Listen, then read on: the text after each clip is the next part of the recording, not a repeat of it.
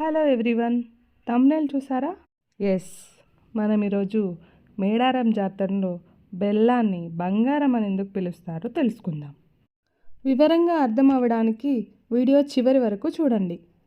అయితే ఈరోజు నుండి సమ్మక్క సారలమ్మ మహాజాతర ప్రారంభం కానుంది. మేడారం జాతర ఆసియాలోనే అతిపెద్ద గిరిజన జాతరగా తెలంగాణ కుంభమేళాగా ప్రసిద్ధి చెందింది. ఇక్కడ మనం దేవతలుగా కొలిచే సమ్మక్క సారలమ్మలకు ఆదివాసీ సంప్రదాయం ప్రకారం గిరిజన పూజారులు మాత్రమే పూజలు చేస్తారంట. ఈ మహాజాతరలో అమ్మవారులకు వివిధ రకాల మొక్కులు చెల్లించుకుంటారు. ముఖ్యంగా వాటిలో బంగారం, పసుపు, కుంకుమ, వడి బియ్యం వంటివి సమర్పిస్తారు. కానీ మేడారం జాతర అంటేనే బంగారం ప్రత్యేకం. బంగారం అంటే మనం నైవేద్యంగా సమర్పించే బెల్లం. సో బెల్లాన్ని బంగారం అని ఎందుకంటారా అని కొంచెం రీసెర్చ్ చేయగా ఒక కథ తెలిసింది. సో ఆ కాలంలో మేడారం జాతరను కేవలం ఆ ప్రాంతంలో ఉన్న ఆదివాసీలు మాత్రమే జరుపుకునేవారంట.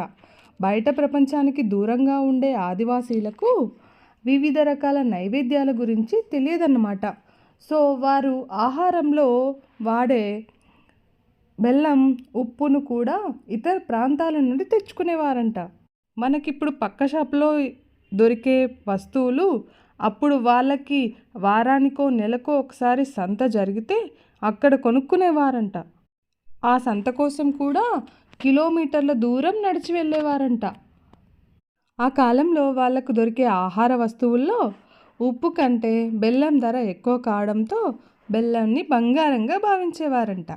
అలా బెల్లాన్ని బంగారం అని పిలవడం అలవాటుగా మారిపోయింది. ఉప్పు కంటే ఖరీదైంది కాబట్టి దాన్ని అమ్మవారికి సమర్పించేవారంట. సో అలా నైవేద్యం పెట్టిన బెల్లాన్ని బంగారం అని పిలిచేవారు.